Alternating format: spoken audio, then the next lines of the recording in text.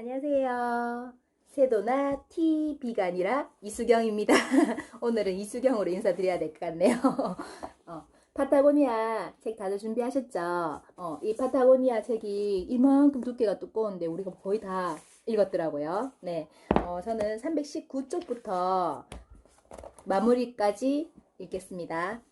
지금까지는 우리 회사의 역사와 가치관 그리고 여러 철학들을 배워왔는데 그 여러 철학 중에서도 환경 철학의 뒷페이지를 마무리할게요. 319페이지에 자신을 돌아보고 점검함을 삶을 산다라는 제목으로 뒤쪽 페이지 보시면 320쪽에 우리가 지구에 유발하는 대부분의 피해가 무지의 결과이며 호기심이 부족하는 이유만으로 무턱대고 불필요한 피해를 계속 일으킬 만한 상황이 아니라는 점을 인식해야 한다. 그리고 그 밑에 쪽에 보시면 곤란한 질문을 많이 던져야 한다. 한두 개의 질문만으로는 충분하지 않다. 거짓된 안도감에 빠질 수 있다. 환경에 대한 안일한 우리들의 태도를 문제 삼으신 것 같아요. 곤란한 질문을 많이 던져야 한다. 한두 개의 질문만으로는 충분치 않다. 거짓된 안동함에 빠질 수 있다라고 하는 우리가 환경에 대해서 생각만 하지 그냥 안도하고 있다는 그런 부분에 대해서 짚어주신 것 같고, 가족들에게 진짜 좋은 음식을 먹이고 싶다면 많은 질문을 던지기 시작해야 한다. 이 연어가 신선한가? 야생인가? 양식인가? 이 닭고기에는 호르몬을 주입되었나? 초콜릿 케이크의 성분표에 나열된 화학 성분들은 무슨 의미일까? 이렇게 얘기하면서 불행히도 마트 직원은 당신에게 도움을 주지 못한다. 혼자 배워 나가야 한다. 이 부분도 우리가 배우고 있는 경피독이라든지 아니면 뭐 식품 첨가물, GMO 많잖아요, 그죠? 뭐 감기에 그래서 우리가 더 알아나가야 된다는 거, 소비자들이 더 똑똑해야 된다는 거, 그 부분에 대해서도 되게 조금 맞물린 것 같더라고요. 그리고 태생부터 나쁜이라고 해서 뭐가 나쁜가 하고 읽어봤더니 기업이 부의 축적 이외에 다른 일을 할 것이라고 기대하는 것은 우리 문화, 역사, 기존의 관행, 권력구조, 보상체계 전체를 무시하는 것이다 라고 짚어주면서 이 기업들의 수익 구조에 대한 그런 이제 부분을 수익 구조를 더 강조하고 있어서 이제 환경에 대해서는 이렇게 할 수 없다는 부분을 알려준 것 같고요. 322쪽에 보시면 91년 우리 제품을 진단하는 환경평가 프로그램을 시작했다. 의심했던 대로 우리가 만든 모든 것이 환경을 오염시켰다. 나쁜 뉴스는 지속 가능한 제조가 모순이라는 사실이었다. 라고 얘기하면서 알지 못하는 새 이 환경 오염을 시키고 있었다는 것, 우리가 하는 행동들이 다 이제 환경에 영향을 미쳤다는 것에 대해서 얘기했고, 그들은 변화를 만들지 않으면 죄책감을 안게 된다. 안타깝게도 아직은 에너지 효율을 높이기 위해 노력 대신 가스를 펑펑 쓰는 생활 방식을 지키기 위해 자원 전쟁을 시작하거나 진짜 원인을 고치는 대신 알약으로 암을 치료하려는 노력이라는 것처럼 끝없이 증상만을 고쳐가는 방식으로 돈을 벌 수 있다. 라고 해서 그 기업들의 그 태도와 함께 우리 스스로도 환경보다는 약간 이제 조금 편한 쪽으로 가고 있다는 그런 부분을 조금 짚어주신 것 같고요. 뒤쪽에 보시면 326쪽 어릴 때 사탕수수 밭에 DDT를 비롯한 화학물질을 살포하고 돌아가는 스키터 트럭을 쫓아다니곤 했다. 트럭의 빈 공간에 물을 채우고 먼지를 가라앉히기 위해 그 물을 길에 뿌리며 달렸다. 유독 성분이 들어가 있는 그 물 속에서 더위를 식히고 화학물질이 결국 어떤 일을 할지 알지 못한 랜선은 47살에 암으로 세상을 떠났다. 이 부분에서 되게 지금 이 대두되고 있는 그 환경 호르몬이라든지 환경 오염에 대해서 우리도 모르고 이렇게 왜 예전에 그 모기차 따라다니고 했던 그런 부분들이 생각이 나더라고요. 그러면서 이 친구분이 그런 것들로 인해서 화학 물질로 인해서 이제 암으로 세상을 떠난 거에 대한 부분을 알려주셨고, 중간 부분에 약물요법에 두고 오염 문제로부터 관심을 돌리게 하려는 화학회사나 제약회사 CEO들이 이사로 포진해 있다. 유방암의 환경적 원인에 대한 연구를 우선시하지 않는다. 유방암만의 문제가 아니다. 라고 짚어주면서 맨 밑쪽에 밑줄단락에 화학을 통한 더 나은 삶을 포기할 생각은 없으며 집에서 5천 가지 유독 물질을 제거할 가능성도 크지 않다는 것을 잘 알고 있다. 치료법을 찾기 위해 노력하는 그들이 현명한 것일 수도 있다. 사전 예방 원칙을 채택하지 않고 걱정을 접어둔 채 유전자, 변형식품, 살충제, 독성 플라스틱, 기타 화학물질, 새로운 기술을 받아들인다. 라고 하면서 제가 입증되기 전까지는 무죄 이렇게 얘기하면서 이게 지금 진짜 이게 나타나고 이거에 대해서 문제가 제기돼야지 제로 되지. 그 전까지는 이 우리가 느끼지 못하게 그냥 그대로 살아가고 있는 거잖아요. 이게 보니까 환경 우리 경피독에 대한 부분에 대해서 이게 조금 더 경각심을 가져야 되는 거를 갖다가 이제 약간 강조해 주신 것 같고요. 스스로 행동을 정화한다라는 부분에서는 앞장을 서는 데는 한 가지 방법밖에 없다. 전면에 나서서 본보기를 보이는 것. 환경평가 프로그램을 통해서 우리는 많은 것을 배웠고 이런 배움 덕분에 선택지가 생기게 되었다. 문제를 무시하거나 피할 방법을 찾는 대신에 해결하기 위해 행동에 나설 때 지속 가능성을 향한 방향으로 한 발 더 나아가게 된다. 우리는 옳은 일을 하기로 선택할 때마다 그 일이 더 많은 이익을 냈다는 것을 알게 되었다. 라고 네, 이 부분을 읽으면서 정말 아메이의 그 철학이라든지 하여튼 아메하고 좀 닮았다라고 생각이 드는 게 본보기를 보이는 것 그리고 또 옳은 일이라고 하기로 선택할 때 그 일에 그냥 밀고 나가는 자신감을 주는 그런 부분도 되게 닮았다라고 생각이 되었고 유기농 면으로 전환은 긍정적인 발전이지만 문제를 완전히 해결하지 못했다라고 하면서 화학 물질 없이 키우더라도 엄청난 양의 물이 사용되고 티셔츠를 만들기 위해서는 2.7톤의 물이 필요했다라고 하면서 음, 진짜 이게 그냥 유기농이라고 해서 좋다기보다는 그걸 만들기 위해서 그 뒤에 따르는 다른 것까지 이렇게 생각했다는 부분과 기부된 의류의 10에서 50%만이 다시 판매되고 나머지는 버려진다. 이 부분도 이게 진짜 우리가 헌옷 수거함 이런 데 버리는 옷들이 좋은 곳으로 가겠거니 하고 버려지는데 그게 아니라 진짜 거의 다 버려진다는 부분에 대해서 이것도 진짜 환경 오염이구나. 환경에 대한 죄책감 같은 게 생겨야 되겠다. 이런 생각도 했고요. 331쪽에 고객들에게 정말 필요한 것은 수선이 필요한 제품을 고치고 더 이상 사용하지 않는 제품은 다른 사람에게 넘기는 방법. 50여 명의 직원들이 매년 4만 건 이상 수선 의뢰를 처리한다.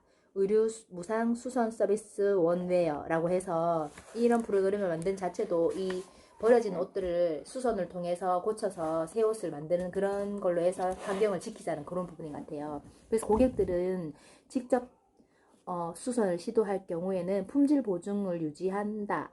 우리는 품질 보증의 옷의 단점이 수명이 많이 남았는데도 사용하지 않게 되는 경우라는 것을 알고 물건을 필요한 사람들에게 넘기도록 돕는 것도 우리의 책무.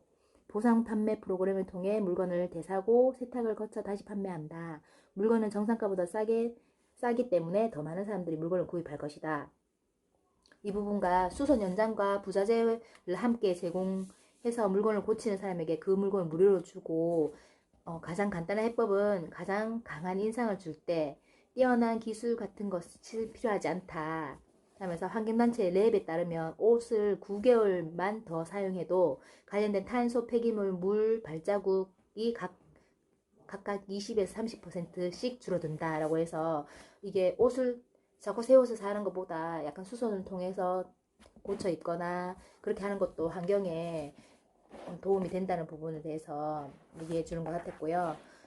이 333쪽에 정화법을 찾는 것은 대단한 큰 과제이고 정화법들 중 극히 일부이다 라고 해서 이 정화에 대한 부분을 얘기했는데 진짜 그냥 옷만 판매하고 끝나는 게 아니라 그 옷들이 만들어지면서 환경오염을 시키는 것부터 제작 과정과 고객들이 판매하고 난 이후에 고객들의 버려진 옷까지도 이 대한 부분도 환경에 많은 영향을 미친다는 거에 대해서 이 저자가 정말 대단하신 분이다라는 생각이 들었고, 334쪽에 하류의 마지막 염색 공장을 이를 쯤이면 강은 완전히 검은색으로 오염된다. 마지막 염색 공장은 값비싼 독일제 기계를 설치해 물을 정화한 뒤 사용한다. 강에 배출하기 전에 물을 한 번 더 정화한다. 환경을 보호하기 위해 이렇게 한 번의 단계를 더 거치는 염색 공정이 우리가 찾은 협력사이다 라고 얘기하면서, 이게 되게 오래전에 1980년대 초반부터 시작했다고 하는데, 이런 부분까지도 그냥 놓쳐버려도 되는 그냥 회사인데, 이 환경을 생각하기 때문에 이 마지막에 그 정화되는 시스템까지도 만들었다는 거에, 우리 아메이도 보면은 그냥 물건을 나가도 되지만은 뭐 품질이 다 나오고 난 뒤에 매번 50만 번의 품질 검사를 하고 또 3만 번의 포장 검사를 한다고 하잖아요. 안 해도 되는 것까지 이렇게 검사를 해가지고 한다는 부분이 되게 닮아 있다라고 생각이 들었고, 335쪽에 재활용을 동참하게 되었고 회사 경비도 아낄 수 있었다. 식수대에 카페테리아를 사용되는 스티로폼과 종이컵을 없애자고 제안했고 개인 컵을 사용하기 시작했고 도자기 컵을 이용하고 환경을 위해 옳은 일을 하나씩 시도해 나가는 이 회사의 되게 이제 정말 환경을 생각하는 회사구나, 쉽지 않은데 맞죠. 그런 부분에 대해서도 되게 감동을 했고요. 339쪽에 마지막에 사람들에게 자녀를 위해 바라는 것이 무엇이냐 물으면 더 나은 세상을 물려주고 자신들이 가지지 못한 것을 누리게 해주고 싶다고 말할 것이다. 사람들은 이런 장밋빛 미래를 꿈꾸기만 하고 실현하는 데는 필요한 선택을 하지 않고 아무도 행동에 나서지 않는 것은 타인이 인식하는 것과 다르게 스스로를 인식하기 때문인 이유도 있다 라고 해서 선택을 합리화한다는 부분에 대해서 되게 그 자녀에게 물려줘야 되는 이 환경에 대해서 되게 이제 강의시켜주는 부분인 것 같고요. 세상에서 석유가 바닥나는 때가 멀지 않았다. 우리 세대는 어릴 때 지구의 건강이 위협받고 있다는 것을 알지 못했고 기업의 재무 정책뿐 아니라 환경 정책까지 있어야 하는 날이 올 것이라는 걸 상상하지 못했다라고 62년 레이첼 카슨의 침묵의 보험이 나오고 나서야 일부 무감각이 깨지고 대부분 미국인들이 인류가 환경 위기에 직면했다는 것을 알게 됐다고 해요. 342쪽에 중간에 대부분의 기업들은 환경적인 면에서는 겨우 빠져나갈 수 있는 최소한의 일만 한다. 계속해서 법 규정을 완화시키기 위해 노력한다. 이익과 일자리가 어떤 문제보다 우선시한다. 라고 해서 그들은 겨우 소비자의 수요에만 관심이 있고 일단 그 법만 빠져나가기만 하면 그냥 그 회사 이익만 있으면 된다 이런 것 같고요. 343쪽에 속죄한다 부분에서 세상에서 가장 부유한 사람은 죽고 싶다면 긴장을 놓지 마라. 계속 투자하라. 절대 쓰지 마라. 자본을 축내지 말라. 재밌게 놀 생각을 말라. 자신을 알려고 노력하지 말라. 어떤 것도 내어주지 말라. 모두 차지하라.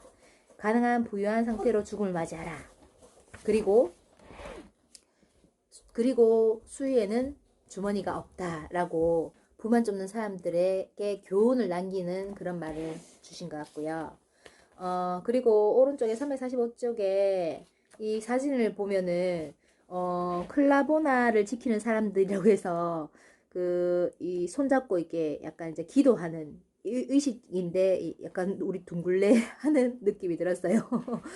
둥글레 했던 그때 그 시절이 그리워지는 사진이었고요.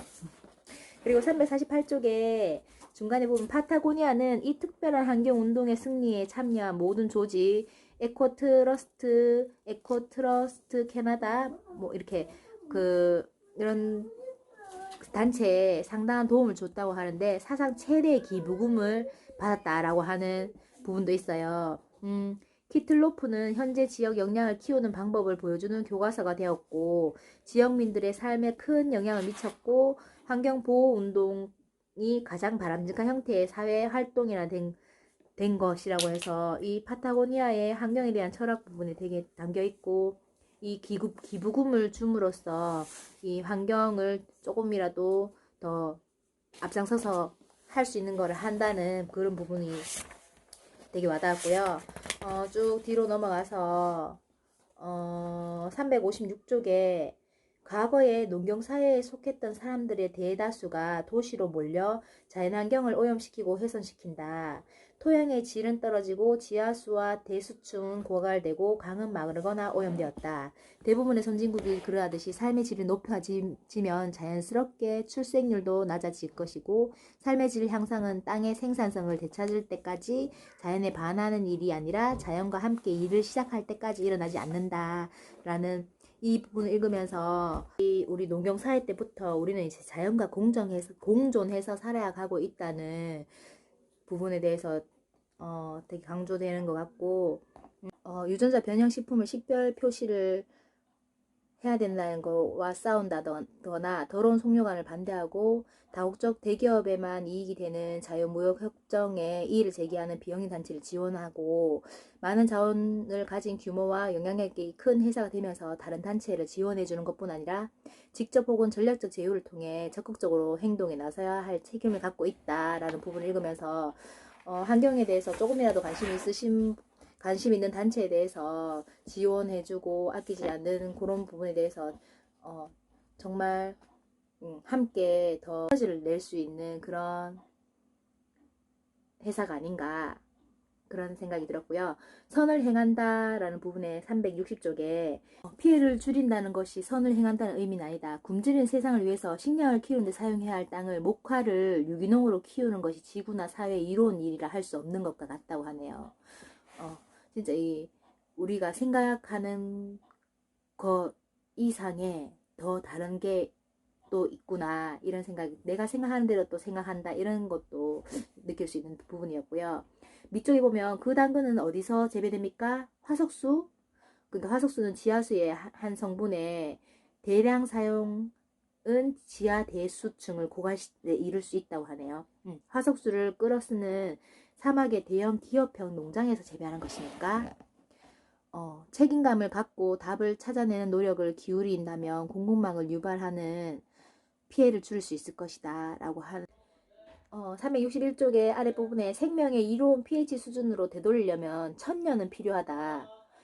우리에게는 혁명이 필요하다. 이 혁명은 농업에서 일어나야 한다는 것이 내가 늘 가지고 있는 생각이다 라고 하는 부분에서 환경을 보존했을 때와 오염하고 나서 다시 되돌리려고 할 때는 어마어마한 시간이 필요하구나 하는, 그래서 혁명국이라는 말까지 나왔던 것 같아요.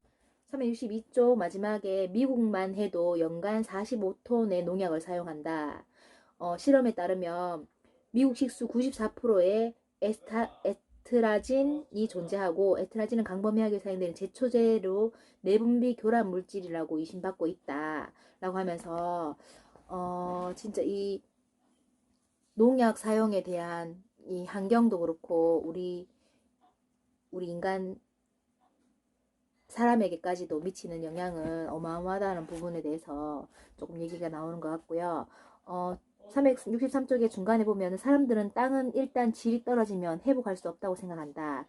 그렇지만 몇몇 농부들은 땅을 복구하는 것이 가능할 뿐 아니라 빠른 시간 안에 할 수 있는 일이라는 점을 발견했다. 농약 살포용 비행기를 버리고 자연 방목 같은 기법을 이용해서 2년 만에 생산력이 있는 건강한 토양을 만들 수 있다. 이런 토양은 물을 덜 필요로 하고 가뭄에도 산출량이 높으며 현대 농업을 사용하는 농장보다 비용도 적게 든다. 건강한 토양은 많은 양의 탄소를 흡수하는 것으로 드러난다. 강합성은 공기 중에서 이산화탄소를 빨아들여 땅을 스며들게 하고 화학물질이 아닌 퇴비는 탄소 흡수를 돕는 박테리아와 균류를 먹이가 되며 무경간 농법, 탄소가 땅에서 빠져나가지 못하게 한다라고 해서 이게 자연을 오염되는 곳에서 자라는 것 아닌 진짜 환경 그대로의 정말 유기농 농법을 사용하는 우리 아메이의 농장이 생각났고 그 농장에서는 더 많은 수확량 그리고 또 더 이렇게 농업에 사용되는 비용도 되게 적게 든다고 하는 게 되게 우리 농장하고 조금 이렇게 직결되는 느낌이 들더라고요. 그리고 365쪽에 파타고니아의 프로비전이라고 해서 최고의 품질을 만들고 불필요한 환경 파괴는 유발하지 않으며 사업을 환경 위기의 해법을 공모하고 실행하는 데 이용하는 것, 생산하는 식량과 이용하는 수확 관행을 이롭게 만드는 데까지 목표를 확장한다라는 부분이 있는데요. 이 부분을 읽으면서도 진짜 최고의 품질을 만들고 환경을 파괴하지 않는 우리 뉴트리라이트 제품도 생각이 나더라고요. 그리고 뒤쪽에 보시면은 369쪽의 사진을 보시면은 이 왼쪽은 이제 열애사리의 칸자밀이고 그 오른쪽은 현대밀이라고 해요. 이 뿌리부터 완전 다른데 이게 탄소가 얼마나 많이 격리시킬지 한번 생각해 보라라는 사진인데 되게 인상 깊더라고요. 370페이지에 농장과 목장을 운영하는 방법만 바뀌어도 지구 온난화의 추세는 역전시킬 수 있다는 의미라고 해서 이게 정말 우리 아메이의 농장으로 시작해가지고 이 파타고니아에서 얘기하는 이 농장 얘기하는 것까지 되게 우리 인간만의 건강을 도움되는 게 아니라 환경에도 정말 도움되는 일이었구나 하는 생각이 들었고요. 317조 마지막 편에 파타고니아 프로비전이라는 이름의 새로운 회사를 시작했고 우리 의류회사와 같은 가치관을 가진 식품회사 이게 왜 그렇게 식품에 대한 게 생겼냐면 50년까지 식량의 50%가 더 생산해야지 우리 그 식품혁명에 도움된다라고 하는 그런 걸로 해서 이 식품에까지 이게 회사가 발뻗었다고 해요. 질 높은 식품을 생산하는 목표로 식품유전학자, 생물학자, 농부, 어부, 요리사 등 특수부대를 구성해서 토양의 유형, 기후, 태양빛 노출, 품질에 엄청난 영향을 주는 것을 알고 있다라고 해서 우리 그 뉴트리라이트 농장도 이 정말 토양으로 기후에 맞춰서 또 그 산성비도 내리지 말라고 지하수를 끌어다가 스프링클러로 주고 하잖아요. 진짜 이 파타고니아에서도 이런 토양, 기후, 태양 이런 부분에 정말 그 품질 좋은 식물을 갖다가 재배할 수 있다는 걸 알고 있었다는 내용이 인상 깊었고요. 그리고 373쪽에 어업도 과거의 방식, 오랜 역사를 가진 선택적 어획 기법으로 돌아가야 한다. 라고 하면서 댐에 막히지 않고 흐르는 강물에 수많은 언어가 자유롭게 이동하는 상황이라면 적은 비용으로 더 많은 물고기를 얻을 수 있는 동시에 하천 생태계도 보존할 수 있다. 이 부분도 우리 오메가3가 생각나더라고요. 그리고 밑쪽에 보면 노와 기른 유기농 가축은 영양가가 더 많고 좋은 품질의 고기를 생산한다. 온실가스를 덜 배출하고 동물들이 보다 자연스럽고 존엄한 삶을 살도록 해준다. 그리고 맨 마지막에 과거의 방식으로 돌아간다면 우리는 세 가지 면을 이득을 얻게 된다 해서 첫 번째는 더 맛있고 우리 몸에 좋은 식품을 생산하게 되고 둘째는 실업률을 줄이고 기술의 자리를 빼앗긴 여러 세대 사람들에게 의미 있는 일자리를 주게 될 수도 있고요. 셋째는 유기농 농법과 책임 있는 축산업은 지구를 구하는 가장 좋은 기회라고 해서 이 세 가지 이게 식품도 좋은 식품, 실업률도 줄어들이고 그리고 유기농 농법으로 지구를 살리는 기회도 제공되는 일석삼조의 효과가 있더라고요. 그리고 375쪽에 다른 기업에 영향을 준다라고 해서 법의 강제가 있거나 주주에게 더 이익이 된다는 입증이 있기 전에는 상장된 대기업들이 스스로 갑자기 책임감을 가지게 되는 일은 아마 오지 않을 것이다. 기업들이 자신의 행동을 정화하기 위해 하는 대부분의 일은 사실 그린워싱이라고 해서 위장 환경주의라고 해요. 그래서 이 기업들의 이 책임의식을 바뀌는 데는 바뀌진 않을 거라는 것. 20년 전 모든 면 제품을 유기농 면으로 바꿀 때 우리는 심각한 재정적인 위협을 무릅쓰고 그때 결정은 지금 엄청난 환경적 영향을 보여주고 있다. 환경 문제의 해결에는 큰 노력이 필요하다. 하지만 우리는 그런 노력이 재정적 성공이라는 결과를 돌아올 것이라고 믿는다. 라고 해서 재정적으로 힘들었지만은 이 유기농 면을 사용함으로 환경에까지도 도움이 될 수 있다는 그런 부분에 자긍심 같은 거를 가지고 있었는 것 같아요. 그리고 379페이지에 지구를 위한 1% 연합이라고 해서 99년에 건강한 자연 환경에 인류의 생존에 꼭 필요하다고 믿음을 공유하는 단체인데, 자연 환경을 보호하고 복구하기 위해 적극적으로 노력하여 매출의 1% 이상 투자하는 기업의 연합체래요. 지구를 위한 1% 창단하게 된 계기가 된 것 같고요. 이 세계의 문제를 해결하는데 보다 강력한 힘을 가질 수 있는 이 투자를 한다고 해요. 그리고 이 로고를 통해서 고객들도 그린 마케팅 그리고 진정한 책임의식을 구분하면서 회사가 환경 이 인류를 비롯한 지구상 모든 생명의 토대, 모든 형태의 생명에게 미래를 보장하기 위해서 건강한 환경을 꼭 필요하다는 점을 이해하는데 또 한 영향을 준다고 하고요. 그리고 380쪽의 마지막에 간디가 말했듯이 세상의 변화를 바라는가? 그렇다면 당신 자신이 그 변화가 되어야 한다라는 의미 있는 말을 남기시고 이게 끝이 나는데, 이 의미 있는 말이 에필로그에 이게 약간 설명처럼 되어 있더라고요. 383쪽 마지막에 정부를 변화시키고자 한다면 기업을 변화시키고자 한다면 우선 소비자를 변화시켜야 한다. 소비자, 그건 나. 변화가 필요한 게 나란 말이다 라고 해서, 이 아까 금방 간디가 얘기했듯이 나 자신의 변화를 얘기하는 부분에 대해서 풀어준 거고요. 중간 부분에 우리 모두는 끊임없이 소비자라고 버리는 일을 기반으로 하는 현재의 세계 경제가 지구를 파괴하고 있다는 것을 알고 있다. 이러면서 오른쪽에 사업에 대해서 생각하다 보면 내가 싸워야 할 가장 큰 문제는 안주라고 하는 것을 깨달아야 한다. 이 부분을 읽으면서 사업적인 면에서도 이게 나열되어 있는데, 안주하는 것과 그리고 회사 관리자들은 주는 가장 큰 과제는 변화를 일으키는 것이라고 해서, 안주와 변화 그리고 우리가 살아남게 하는 유일한 방법이다 라고 해서, 진짜 이 사업을 하는 이 사업 마인드가 안주하지 않고 변화를 일으켜서 나아가야 한다는 부분을 얘기해 주신 것 같고요. 생태계는 대재해나 자연 선택을 거쳐 환경에 적응하는 종을 지지한다. 생태계의 중심 그 내부에서는 현상을 유지하려고 하기 때문에 적응력이 없는 종은 소멸해 간다. 기업도 같은 순환을 거친다. 전형적인 기업들은 자신들의 잘못이나 암울한 경제 상황, 예기치 못한 경쟁과 같은 파멸적인 사건으로 인해 결국 소멸한다.